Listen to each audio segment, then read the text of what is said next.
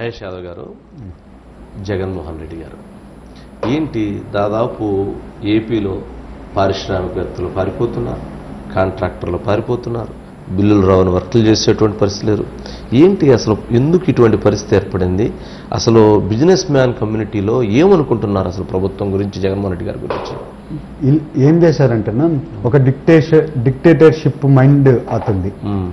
ఎవరు ఉండకూడదు, అంతా నా వాళ్ళే ఉండాలి, మా వాళ్ళే అన్ని చేసుకోవాలి, దోచుకోవడం కూడా మా వాళ్ళే దోచుకోవాలి, బయట వాళ్ళు ఎవరు కూడా వచ్చి దోచుకోవడానికి లేదు, ఈ రాష్ట్రం నాది. కిమ్ అని నార్త్ కొరియాలో ఉన్నాడు చూసారా, సేమ్ మెంటాలిటీ అని ఇతను కూడా. కిమ్ అని పిలవాలి అందరూ, సేమ్ మెంటాలిటీ.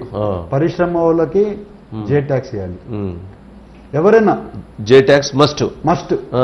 అది లేకపోతే ఇంకా వాళ్ళ ఫ్యాక్టరీలు ఏదో ఒక పొల్యూషన్ అనే ఒక చిన్న లెటర్ ఇచ్చేది క్లోజ్.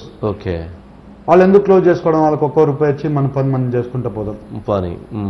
ఎక్కడ నా దేశంలో ఎక్కడ లేదు. ఇక్కడ చాలా ఇబ్బంది. మీరు చూడండి, అది వాళ్ళొక్కరే కదా నా చిన్న వాళ్ళు, ఎవరు పెస్టిసైడ్స్ సప్లైర్స్ అయినా కానీ వీళ్ళు కూడా కమిషన్ ఇవ్వాల్సిందే. చివరికి ఇక్కడ ఆక్వాలు కూడా ఇవ్వాలంటే కదా ఆక్వాలకి. అసలు అన్న ఎంత దుర్మార్గం అంటే, ఇంత డబ్బులు ఏం చేసుకుంటారో అర్థం కావడం లే. ఏం చేసుకుంటారు ఇంత డబ్బులు, లక్షల కోట్లు ఏం చేసుకుంటారు? జనాల సొమ్ము తీసుకోండి, వాళ్ళ సొమ్ము తిని ఏం చేసుకుంటావు నువ్వు? ఇంకా ఉండేది 40 ఏళ్ళు ఉంటాయి ఈ భూమి మీద, ఏం చేసుకుంటావు నువ్వు? ఏం చేసుకోవడానికి ఉండొచ్చు అంటారు.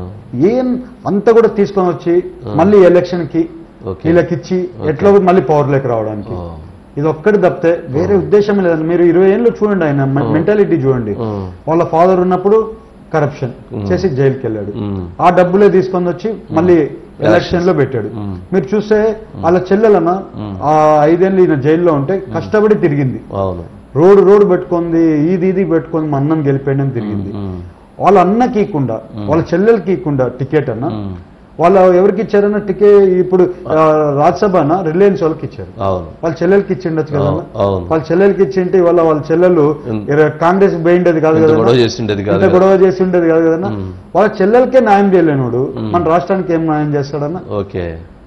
మీకు కష్టపడి నువ్వు సీఎం అవడానికి ఆమె కూడా పాత్రధారి, మీ మమ్మీ కూడా పాత్రధారి, మీ అమ్మ కూడా పాత్రధారి. ఇవాళ మీ ఇద్దరిని పక్కన పెట్టి నువ్వు ఒక్కడివే ఈ ఇంత డబ్బులు సంపాదించుకుంది, ఏం చేయాలి?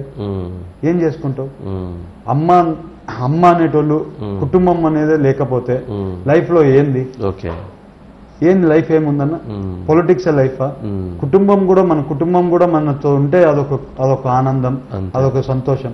ఇతనంతా అదే చెప్పాం కదన్నా. కిమ్ ఉన్నాడు చూసారా, వాళ్ళ బాబాయిని చంపాడు. కిమ్ కూడా, వీళ్ళు కూడా వాళ్ళ బాబాయిని చంపారు. కిమ్ బాబాయిని చంపారు కదా, వాళ్ళ బాబాయిని చెప్పారు. ఈయన కూడా వాళ్ళ బాబాయిని చంపాడు. కిమ్ విపరీతంగా డబ్బులు సంపాదించుకుంటాడు, జనాలకి ఇయ్యడు.